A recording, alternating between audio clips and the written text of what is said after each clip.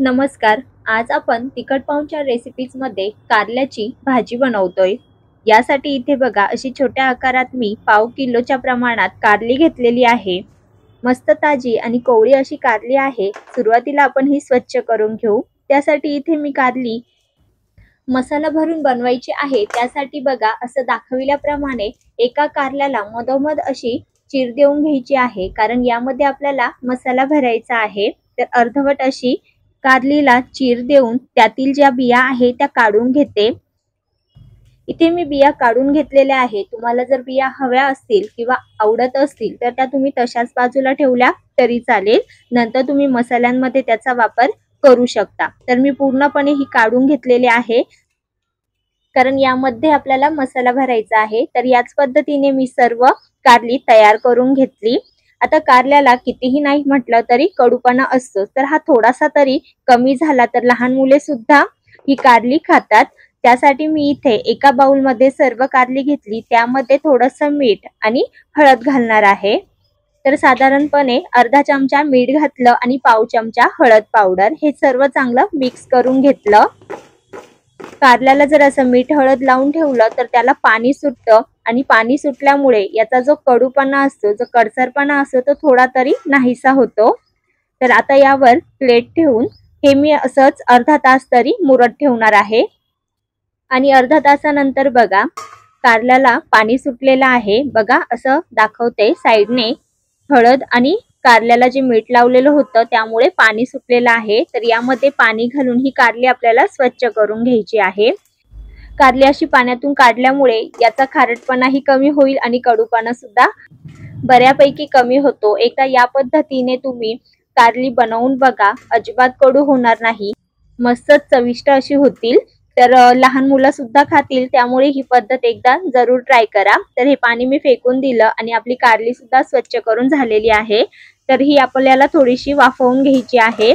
त्यासाठी पाणी उकळत ठेवलेलं आहे. त्यावर चाळणी ठेवून त्यावर मी एक एक करून सर्व कारली ठेवून देणार आहे आणि मध्यम गॅसवर ही फक्त 5 ते 6 मिनिटं वाफवून घेणार आहे. त्यामुळे कशी कारली ही व्यवस्थित शिजली जातील. तर झाकण ठेवून हे मी 5 ते 6 मिनिटं वाफवून घेतलेलं आहे मध्यम आचेवर. आणि 5 मिनिटातच बघा कारली ही व्यवस्थित शिजली जाते. चाकूने अशी चेक करून बघायची. 90% तरी व्यवस्थित ही शिजवूनच घ्यायची. तर कारली चेक करून झालेली आहे, व्यवस्थित वाफवून झालेली आहे. तर आता ही चाळणीतून आपण बाहेर काढून ठेवू आणि आता आपल्याला यात भरण्यासाठी मसाला तयार करायचा आहे. त्यासाठी गॅसवर पॅन गरम करून त्यावर थोडंसं तेल घातलं. नंतर पाववाटी शेंगदाणे, एका वाटीतील पाववाटी इतकं खोबरं हे स्लाइस करून घातलेलं आहे. इथे तुम्ही खोबऱ्याचा किस सुद्धा ऍड करू शकता. आणि हे मध्यम आचेवर हलकसं भाजून घ्यायचं आहे, परतून घ्यायचं आहे. त्यानंतर 10 ते 12 लसूण पाकळ्या यातच मी ऍड केल्या. त्याचबरोबर 10 ते 12 कढीपत्त्याची पानं, 1 चमचा जिरं, 1 चमचा धने, तर इथे पोहे खाण्याचा जो छोटा चमचा असतो तो वापरलेला आहे. 1 चमचा तीळ, जे सफेद तीळ असतात ते घातले. आणि हे सुद्धा आता मध्यम आचेवर थोडेसे परतून घ्यायचे आहे. तर घातलेले सर्व जिन्नस हे हलकेसे परतून घ्यायचे, जळणार नाही याची खात्री घ्यायची, नाहीतर मग मसाला हा जळकट लागतो.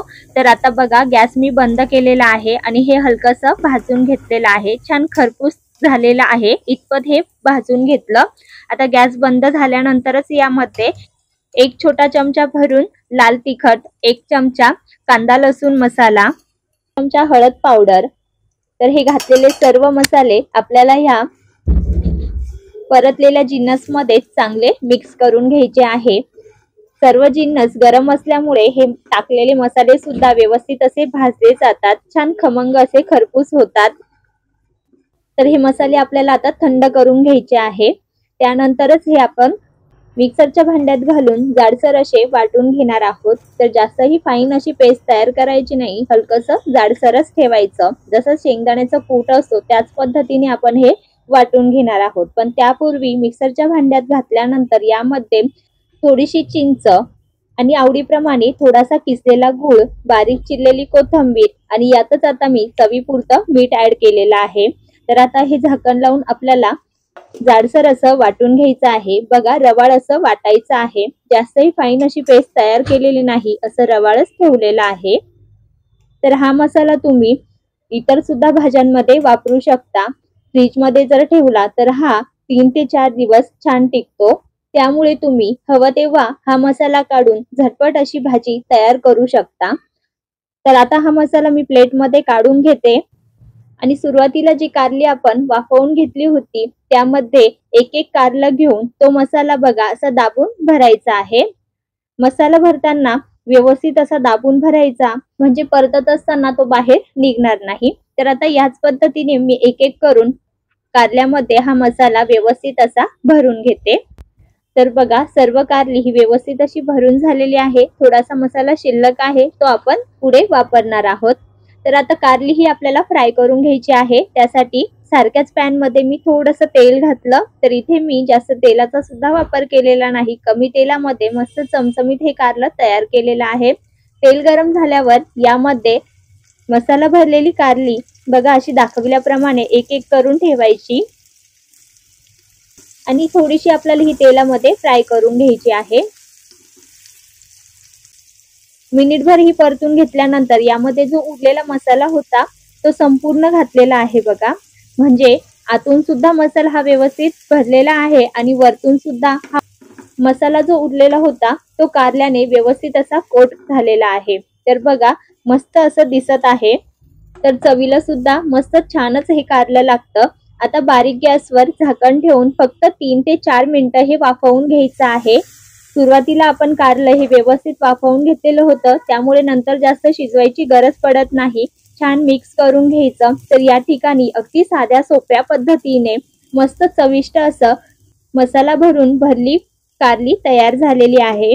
तर कशी वाटली तुम्हाला ही रेसिपी हे कमेंट करून नक्की सांगा। पहिल्यांदा जर तुम्ही आपल्या चॅनलवर रेसिपी बघत असाल तर आपल्या तिखट पाहुणचार रेसिपीजला नक्की सबस्क्राईब करा। त्याचप्रमाणे रेसिपी जर आवडली असेल तर एक लाईक करायला मात्र विसरू नका। ह्या पद्धतीची भाजी तुम्ही लहान मुलांना द्या, अजिबात कडू लागणार नाही, लहान मुले सुद्धा आनंदाने खातील। चला तर मग नक्की ट्राय करा। धन्यवाद।